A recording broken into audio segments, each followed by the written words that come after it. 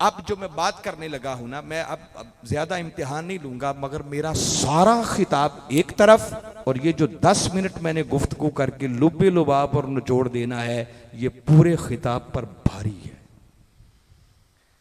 अब इस बात को ऐसे सुनना है जिसे कहते हैं ना हमा तन गोश, आपका पूरा जिस्म कान बन जाए, ऐसे सुनना है।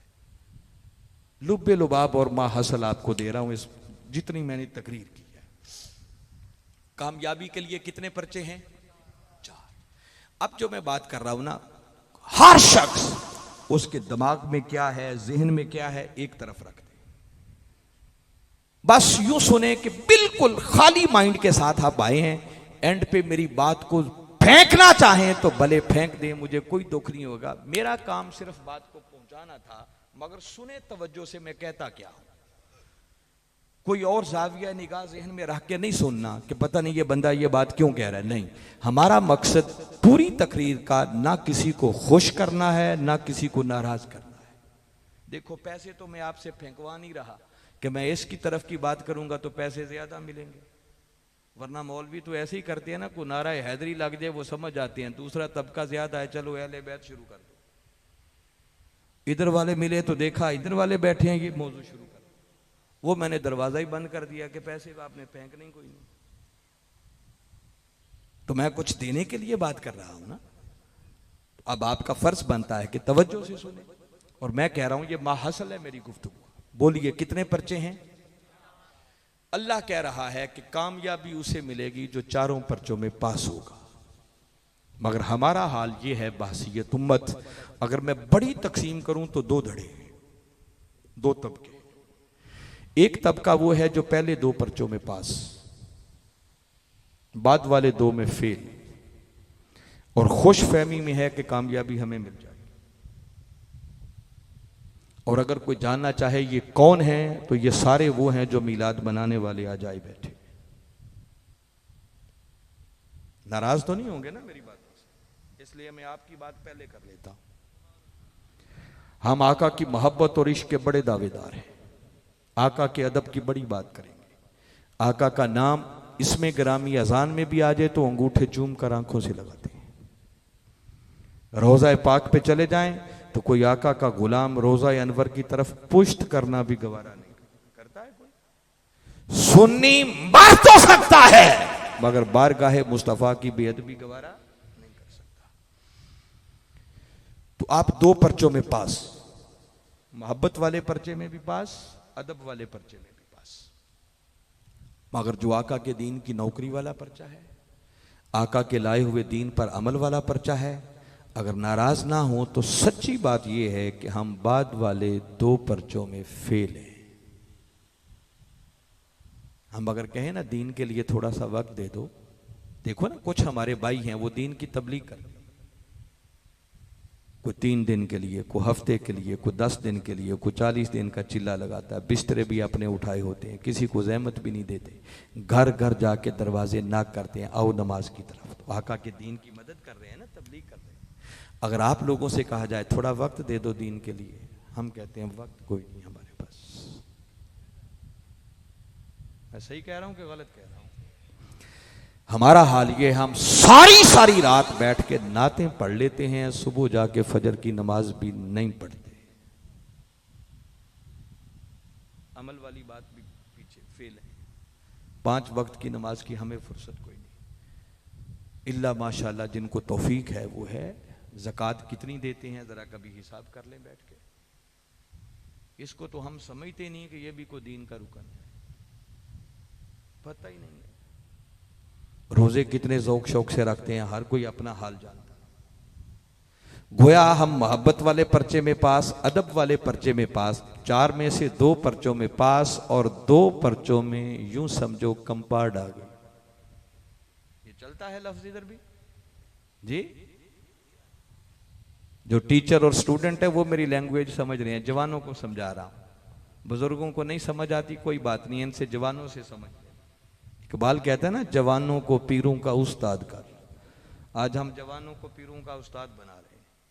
ना समझ आए तो जवानों से समझना, इनको पता है कंपार्ट किसे कहते हैं।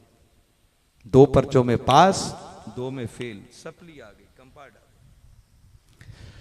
और दूसरे हमारे भाई वो हैं जो बाद वाले 2 पर्चों में पास, उनको 100/100 नंबर भी दे दें तो कम है। लेकिन पहले 2 पर्चों में जो मोहब्बत और अदब वाला पर्चा है, सच्ची बात है वो पहले 2 पर्चों में फेल ही नहीं बल्कि पहले 2 पर्चों के सिरे से मुनकिर हैं।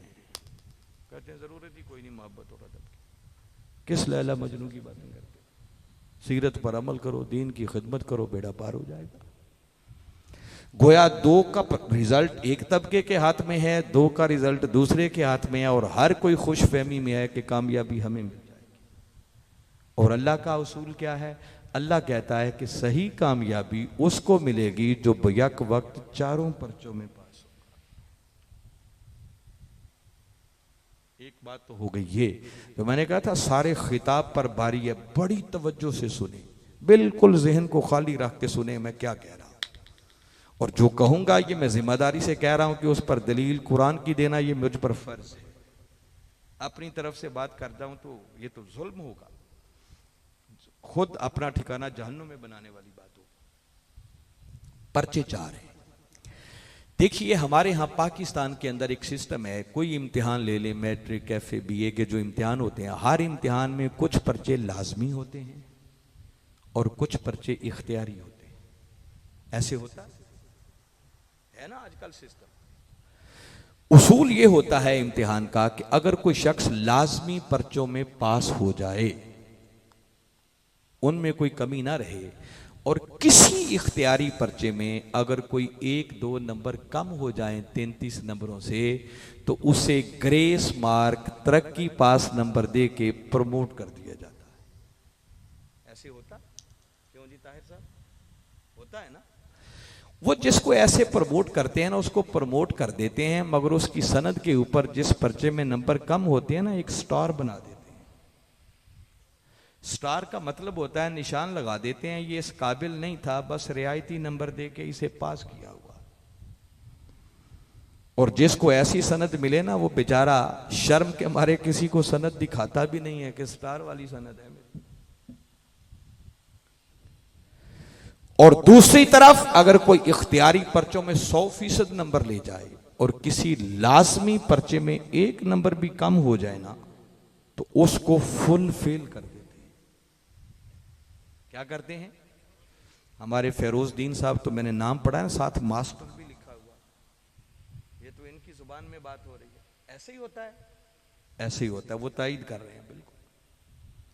अगर लाजमी पर्चे में फेल हो जाएं, भले इख्तियारी पर्चों में 100/100 नंबर ले जाएं, उसको फुल फेल कहते हैं। सारा ही इम्तिहान दोबारा देना पड़ेगा अगले इम्तिहान, उसे फुल फेल कहते हैं।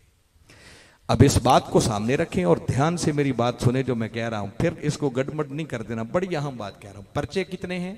4।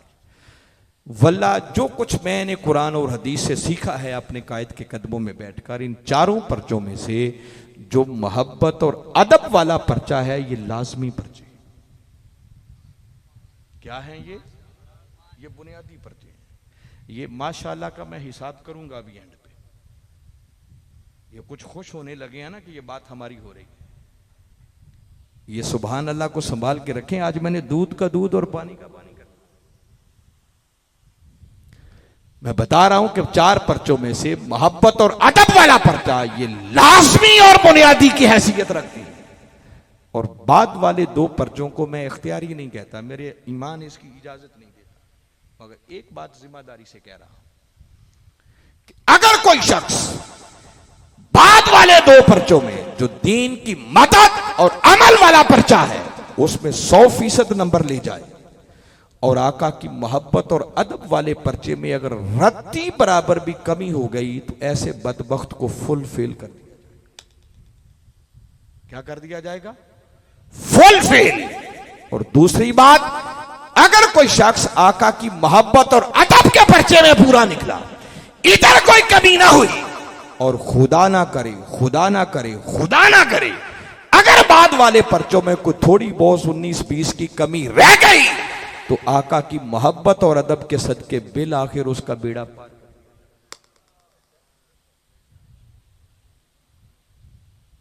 अब बातें मैंने दोनों बहुत बड़ी बातें, और मुझे मालूम है मेरी बात कोई नहीं मानेगा और मैं अपनी बात कर भी नहीं सकता, मगर मैं इसलिए नहीं करना चाहता, मैं चाहता हूं कुरान की बात बताऊं। अब जो मैंने 2 दावे किए हैं, सिर्फ एक एक आयत सुना के मैं बात खत्म कर दूंगा। अब ये बात है जो हम तनकोश होकर समझे, मैं बात समझाना चाह रहा हूं। पहला दावा सुन ले, मैंने पहले दावा किया है कि अगर कोई शख्स दीन की नौकरी, दीन पर अमल वाले पर्चे में 100% नंबर ले जाए, कोई कमी ना हो, और आका की मोहब्बत और अदब में अगर रत्ती बराबर भी कमी रह गई तो ऐसे बदबख्त को फुलफिल कर दिया जाए। दलील सूरह हुजुरात की दूसरी आयत सुनाना चाहता हूं। बारी ताला ने इरशाद फरमाया, या अय्युहल्लज़ीना आमनू ला तरफउ अस्वातकुम फौका सौतिन नबी। ऐ ईमान वालो, खबरदार, तुम्हारी आवाज भी मेरे नबी मुकर्रम सल्लल्लाहु अलैहि वसल्लम की आवाज से ऊंची नहीं होनी चाहिए।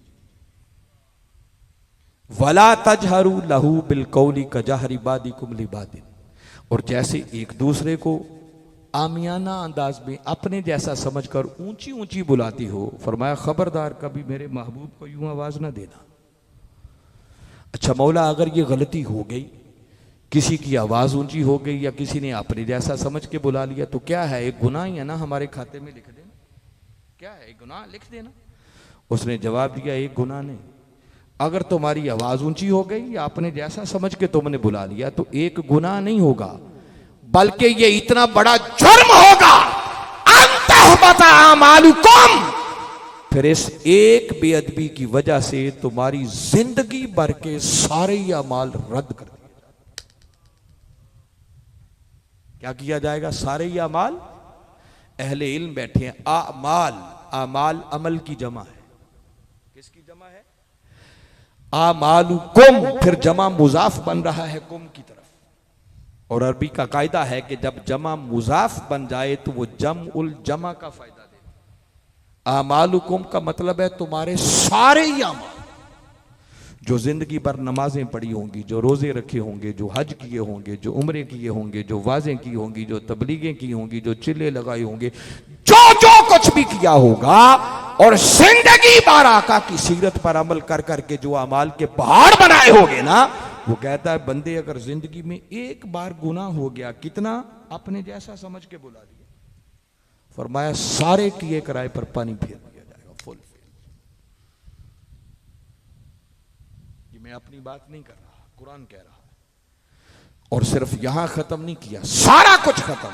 और उसूली बात याद रखें, सारे अमाल उस बदबख्त के हब्त किए जाते हैं जिसका ईमान ही चला जाए।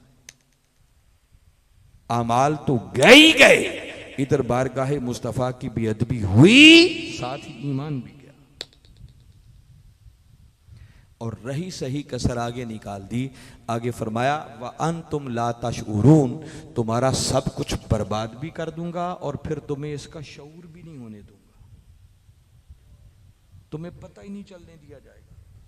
मौला इसका क्या फायदा, पता ही नहीं चलने दिया जाएगा। फरमाया अगर किसी को पता चल जाए लुट गया हूं, बचा ही कुछ नहीं, मुमकिन है माफी मांगने आ जाए, रो पड़े, गिड़गिड़ा पड़े, तरस आ जाए, माफ करना पड़े। फरमाया मेरी गैरत को ये गवारा ही नहीं है कि गुस्ताख मेरे मुस्तफा का हो और उसे तौबा की तौफीक मिल जाए। फरमाया उसे पता ही नहीं चलने देता, वो इसी घुमंड में रहता है, बड़ी नमाजें, बड़े रोजे रख रहा हूं, बड़े हज उम्रे कर रहा हूं, बड़ी तबलीगें कर रहा हूं, मगर पता क्यामत वाले दिन चलेगा जब नामा या माल साफ। अब देखें बेअदबी कितनी, अपने जैसा समझा, आवाज ऊंची कर ली, आमाल भी गए, ईमान भी गया और तौबा का दरवाजा भी बंद। इसे कहते हैं फुल फेल। मास्टर साहब ठीक है, क्लियर हो रही है बात? अब दूसरी बात सुन ले।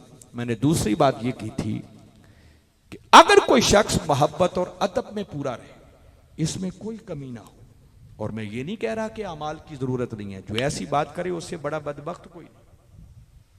मैं कह रहा हूं खुदा ना करे, खुदा ना करे, खुदा ना करे, अगर कहीं को बशरी तकाजे के मुताबिक कोई कमी बेशी हो गई, कोई नमाज रह गई, कोई रोजा रह गया, ना दानिस्ता तौर पर ऐसा हो गया, कोई और हज उम्रा करने में कमी कुताही हो गई, तो कुरान ये कहता है कि अगर मोहब्बत और अदब में पूरा है इधर कोई कमी कोताही भी रह गई तो बेलाखिर आका की मोहब्बत और अदब के सदके उसका बेड़ा पार। कोई पूछे इसकी दलील तो दलील देना चाहता हूं।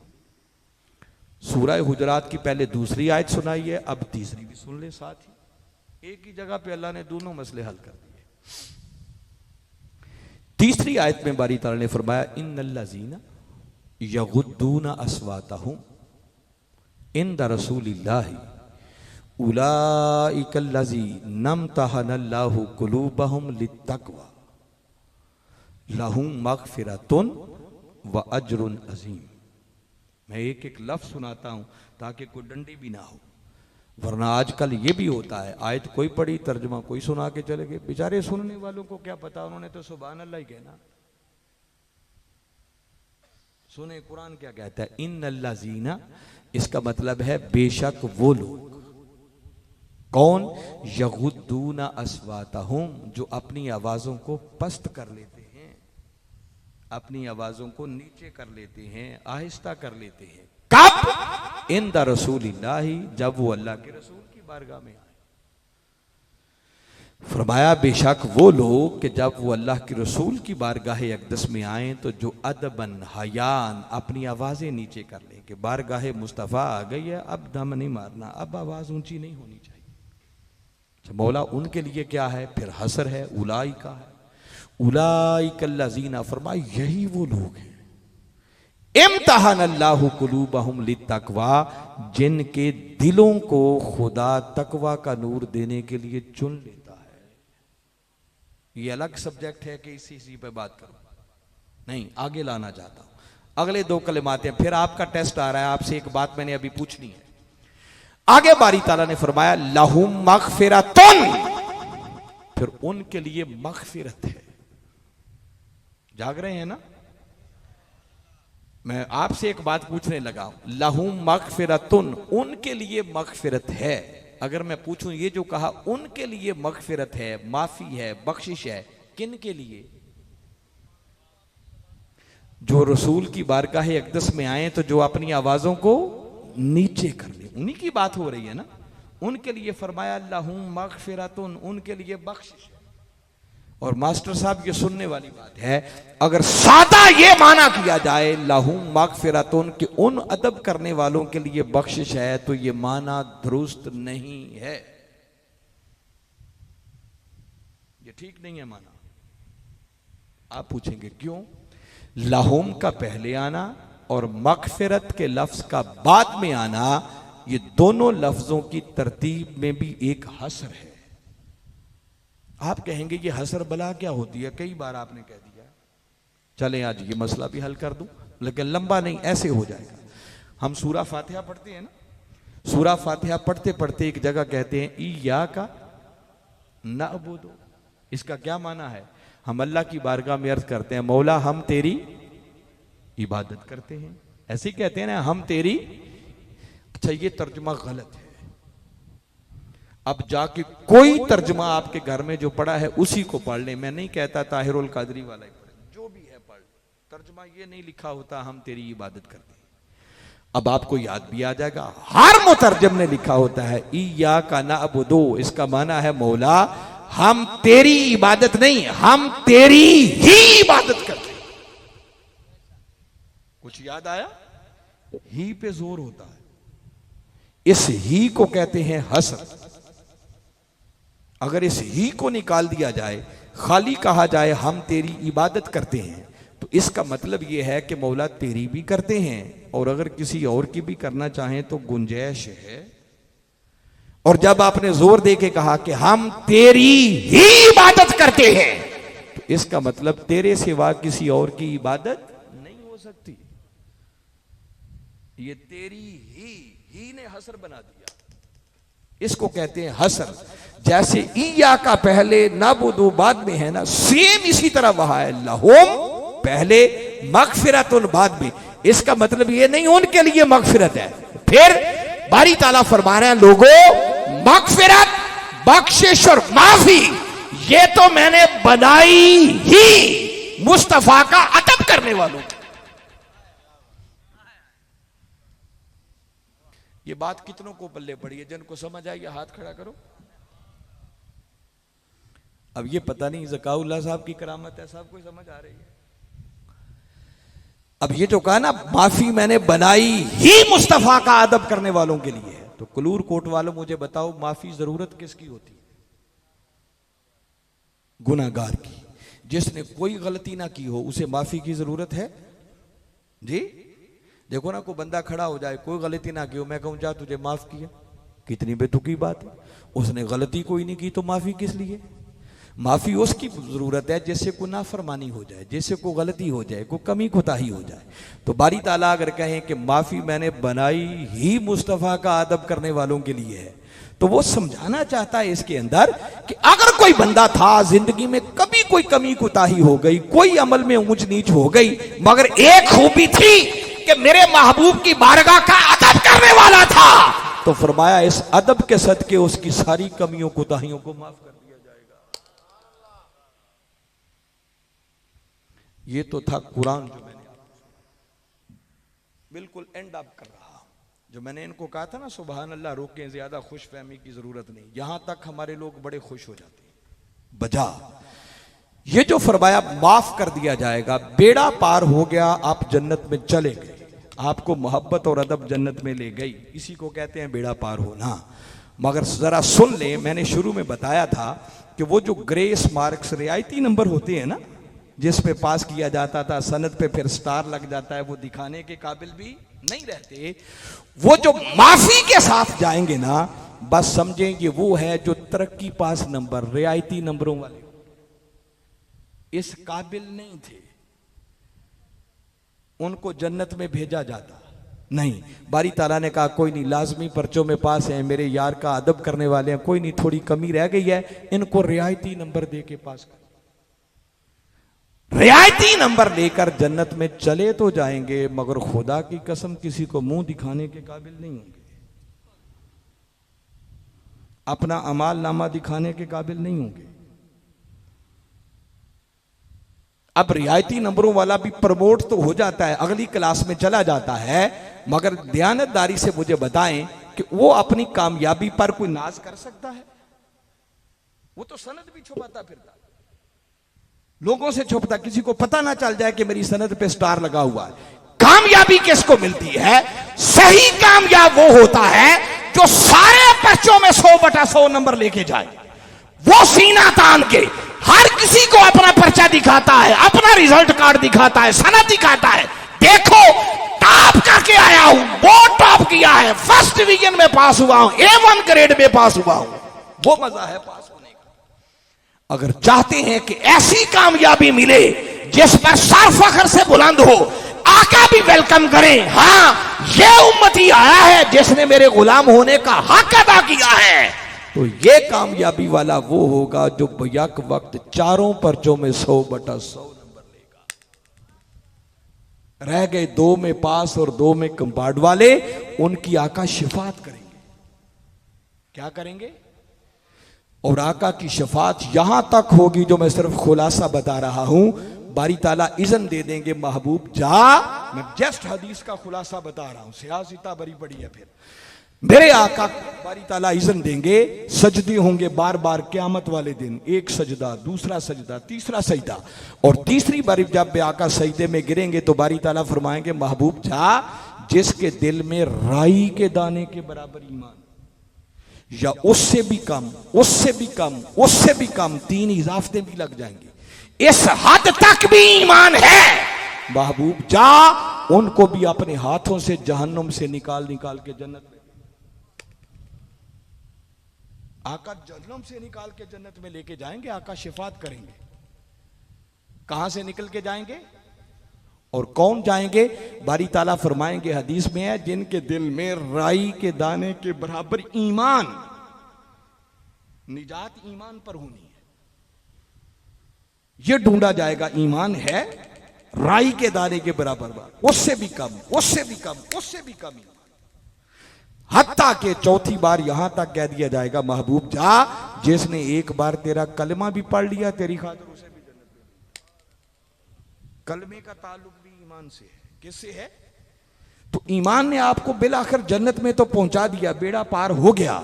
मगर कलूर कोट वालों और सुभान अल्लाह कहने वालों से पूछना चाह रहा हूं कि जन्नत में तो चले गए, मगर गए कहां से निकल कर जी?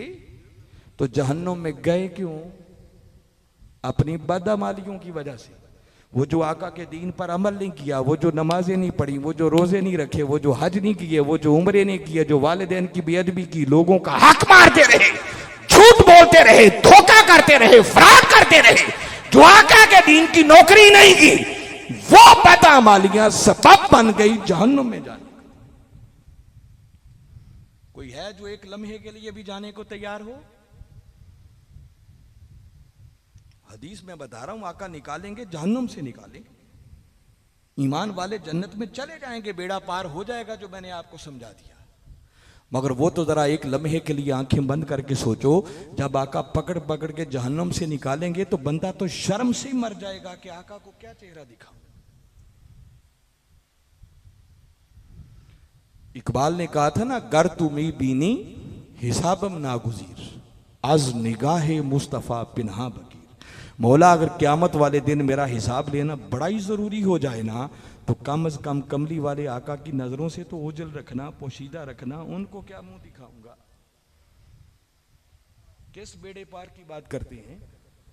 क्या चेहरा दिखाएंगे वहां पर कि आका सारी सारी रात मिलाद करते थे, नमाजें कोई नहीं पढ़ते थे, ज़कातें कोई नहीं देते थे, रोजे कोई नहीं रखते थे, लोगों का हक मारते थे, रात को बैठ के नाते पड़ी, सुबह वही धोखा, वही फ्रॉड, वही झूठ, वही लोगों पर जुल्म, वही लोगों का हक मारना। तो क्या ख्याल है मिलाद आपको जन्नत में ले जाएगा? इन बदअमालियों का हिसाब देना पड़ेगा। बिल आखिर बेड़ा पार हो जाएगा, ईमान वाले चले जाएंगे, आका ले जाएंगे, मगर वो जाएंगे कैसे? और आगे सुने, एक हदीस मुबारका में है, वो जो जहन्नुम से निकाल के जन्नत में ले जाए जाएंगे ना, एक वक्त तक जन्नत में जाने के बाद भी लोग उनको जहन्नुमी कह के पुकारेंगे। क्या कहेंगे? ये जहन्नुम वाले हैं, जहन्नुम से निकल के आए हैं। तो बंदा तो शर्म से डूब मरेगा कि मेरा नाम क्या है। चेहरे जले होंगे ना, उनसे पहचाने जाएंगे कि जहन्नुमी है, जली हुई जिल्द वाले।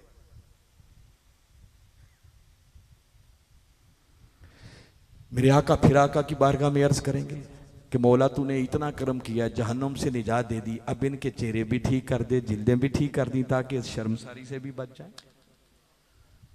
फिर वो भी ठीक कर दिया जाएगा, नाम भी बदल दिया जाएगा। मगर मुझे बताएं, चले तो गए, मगर गए धक्के वाले, रियायती नंबरों वाले, ग्रेस मार्क्स वाले। तो को मजा आया जन्नत में जाने का? पास हुए, जिस पर बड़ा फख्र करते हैं। करना चाहिए भी, बिल आखिर आका ले जाएंगे, मगर मजा नहीं। मैं बता रहा हूं, आका को मुंह दिखाने के भी काबिल नहीं होंगे। अगर कोई चाहता है कि जहन्नुम की गर्म हवा भी ना लगे और बारों बार बाईपास से सीधा सीधा जन्नत में चला जाए, तो कलूर कोट वालों, सीधा सीधा जन्नत में वो जाएगा जो बैक वक्त चारों पर्चों में पास होगा। इसलिए कुरान का पैगाम, मेरे रसूल का फरमान और मिनहाजुल कुरान का पैगाम एक ही है कि अगर सही कामयाबी चाहती हो तो दिल में कमली वाले आका की मोहब्बत, इश्क और अदब के चिराग रोशन करो, तन पर दीन मुस्तफ़ा का पहरा बिठाओ। अगर ये दोनों चीजें मिल गई तो फिर दुनिया में भी कामयाबी है, आखिरत में भी कामयाबी है। अगर एक तरफ भी कोई ढीला रहा तो याद रखो, कामयाबी सही मानों में उसका मुकद्दर नहीं बन सकती है। डॉक्टर ताहिरुल कादरी नगर नगर, गली गली, कूचा कूचा, ये इस कुरान का पैगाम है जो पूरी दुनिया को दे रहे हैं, जिस वजह से हम लोग अफरातो तफरीद का शिकार हैं। कोई इधर गिर रहा है, कोई इधर। मिनहाजुल कुरान सिरात मुस्तकीम पर चलाना चाहता है, ताकि जहां जहां कोई कमी कजी है हर कोई सुने, इस्लाह करे और अपनी कमी को पूरा करके कुरान के मुताबिक अपने आप को तैयार करे, तब कामयाबी मिलेगी इंशाअल्लाह। मेरे मौला ने चाहा तो 12 रबीउल अव्वल की रात आ रही है, आका के मीलाद का महीना है, और ये महीना मोमिनों के ईमान पर बहार का महीना है। अगर आका की मोहब्बत और इश्क है तो मोहब्बत और इश्क धक्के से आका का मीलाद करवा दे।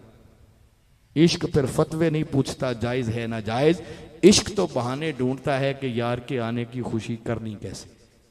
मैं मुबारकबाद पेश करता हूं मोहतरम मास्टर फ़ैरोज़दीन साहब, इनके बेटों को, राना बरादरान को, जिन्होंने खूबसूरत आका के मिलाद पाक की महफिल की। अल्लाह इस पर अजर अजीम अल्लाह अता करे ही करेगा, हम कहें ना कहें, ये कबूल ही कबूल है।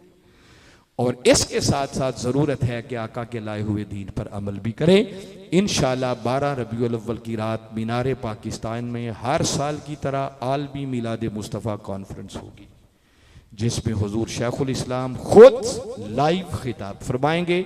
उनके दोनों साहबजादे इंशाअल्लाह फिज़िकली वहाँ पर मौजूद होंगे, उनके खिताब भी होंगे। जामियातुल अज़हर मिस्र से, बहरीन से, कुवैत से बड़े बड़े मशाइख और उलमा उस कॉन्फ्रेंस में आ रहे हैं। और वो एक नज़ारा देखने वाला होता है कि आका के ग़ुलाम आका के साथ मोहब्बत और इश्क का कैसे इजहार करते हैं। ये हमारे ईमानों का तकाजा है। आप कलूर कोट वालों को भी दावत देता, आए एक मरतबा अपनी आंखों से मंजर ज़रूर देखें। आपके कलूर कोट से भी बसों का काफिला रवाना। आप इजाज साहब हैं, ज़काउल्लाह साहब हैं, इम्तियाज़ साहब हैं, आज़म खान साहब हैं, इनसे रब्ता करें। इंशाअल्लाह ये आपके लिए आगे एहतमाम करें। देखें आपका ईमान ताज़ा हो जाएगा।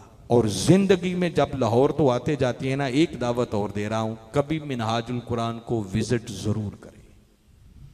मिनहाजुल कुरान के बारे में आपका जो तसव्वुर होगा ना, वो धरे का धरा रह जाएगा जब आप जाके देखेंगे कि वहाँ है क्या। मैं बस ये जुमला कह के बात ख़त्म कर रहा हूँ। कभी कभी आप सुनते होंगे लोग कहा करते थे कि जिन्हें लाहौर नहीं वेख्या वो जमे ही नहीं, ऐसे कहते थे ना। अब इसको बदलने की ज़रूरत है।